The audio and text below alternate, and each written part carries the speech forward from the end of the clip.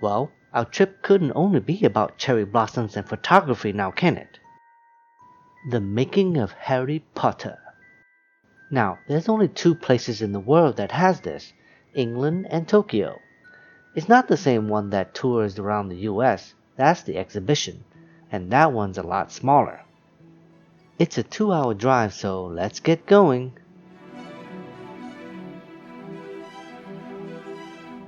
My intention was just to hang around for about an hour looking at memorabilia. But to my surprise, it was actually pretty well done, and I spent well into almost 3 hours here. Let's get started with the audio guide and the souvenir book. Nice entrance hallway, huh? Typical movie posters and making us wait at the entrance. But I do like the backlit though. I might do something similar at home for this.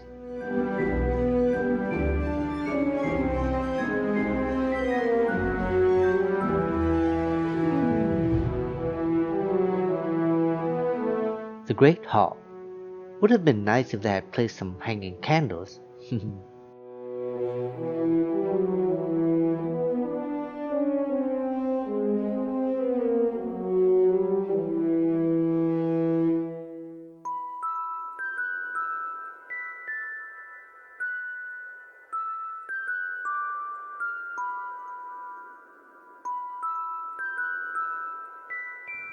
Now that is nice. I did not expect that.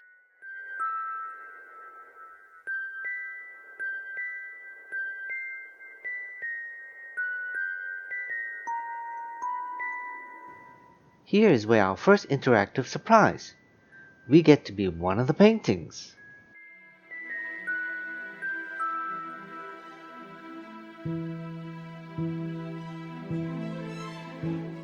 Too bad you can't walk up there.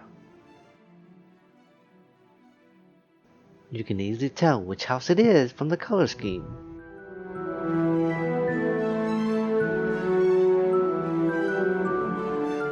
Our next interactive is you get to be part of the movie. I can't believe they put us in Slytherin. Well, at least it's not Gryffindor.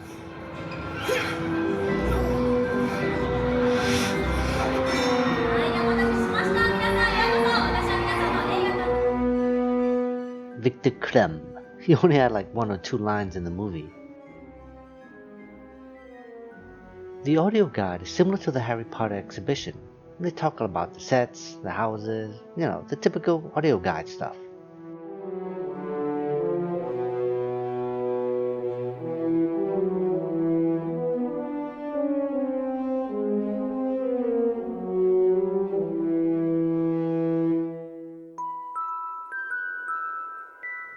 I've always wondered, how do you breathe when you put your head into this Pensieve? Compared to the Harry Potter expedition, the one in Dallas was inside an old Steinmart. It's not that big, maybe a 2-story building at most, whereas this one is almost a 3-story building. The building here is quite huge and plenty of room to maneuver, whereas the expedition feels small and claustrophobic. Since they had to cram everything in, you feel kinda trapped. Comparing to the movie theme park at Universal and Epic Universe, it's a different experience here. The theme park has rides, of course, but also the interactive wands that you can play with. But if you take those two main things out, forgot the wand selection, it's not much of an experience.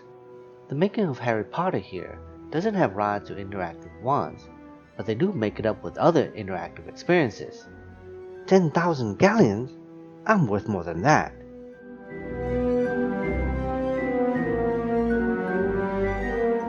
The 7 Horcruxes, but it appears to be missing Nagini and Harry Potter himself. I have to say I'm impressed with the decor and level of detail for this place. They do make good use of lighting here, where they only light up the theme and try to darken the dead spaces. It's like in photography, you follow the light. Buckbeard, they should let us ride him.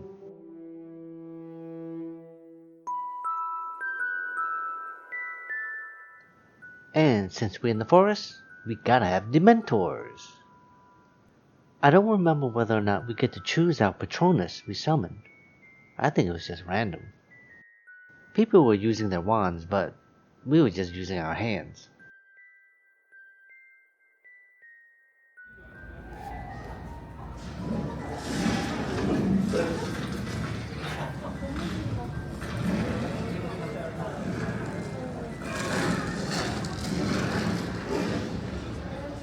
Who is it?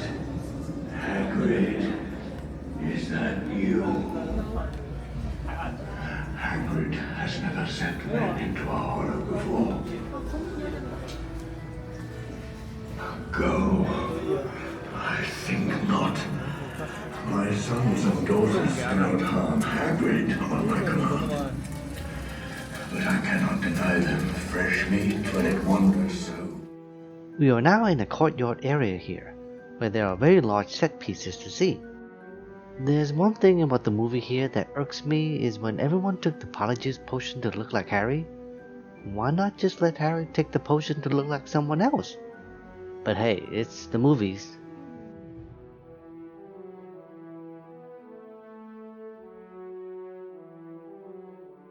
The line was too long.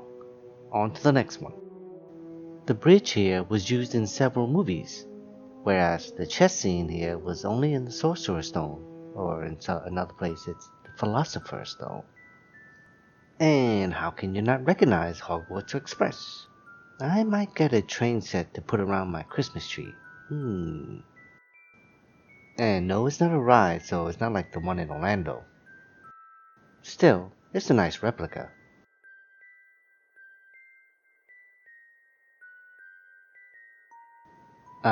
The Ministry of Magic. Even though it doesn't compare to the one at Universal, there's one feature that I really liked.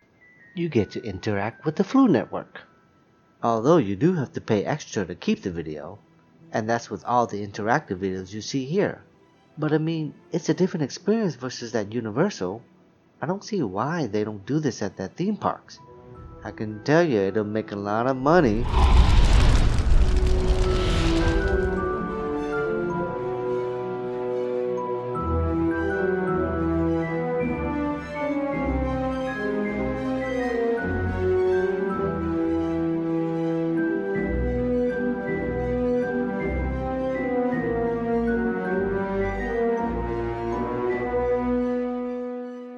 Here they show you how the sound and special effects are done.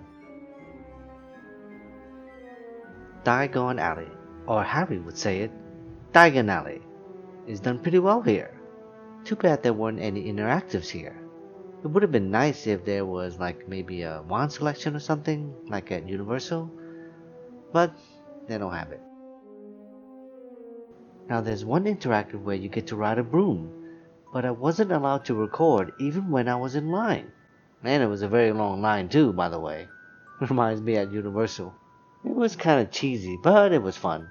I'll post it at the end. All in all, it took me around 3 or 4 hours to get through the place. I'm very impressed. Hands down, it was way better than the Harry Potter expedition here in the US. Your evidence? I just know. You just know. Yeah, Alan Rickman. Oh, Professor Snape. By far my favorite character in Harry Potter. Best actor here too, hands down. There's no one that can replace you in this role. So, comparing this to Universal Studios in Orlando, I would say, well, it's hard to say. It's two completely different experiences. I like them both. The finale here is this huge replica of Hogwarts Castle.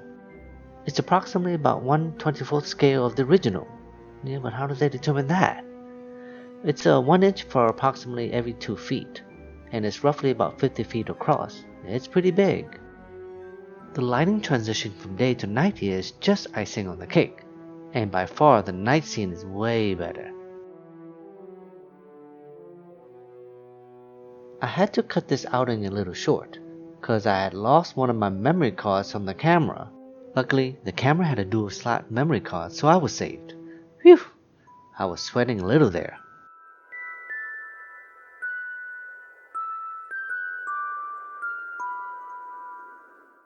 By far, this has to be one of the biggest gift shops I've ever seen at any event. Even bigger than any of the theme parks in the US. I couldn't get too many items cause I don't have any room in my luggage. Oh yeah, luggage. You know what I mean on a later video. So if you're in Tokyo and if it's a rainy day looking for something indoors, just head out here. It's a nice half-day trip. It was getting late and I had a long drive back to Mount Fuji.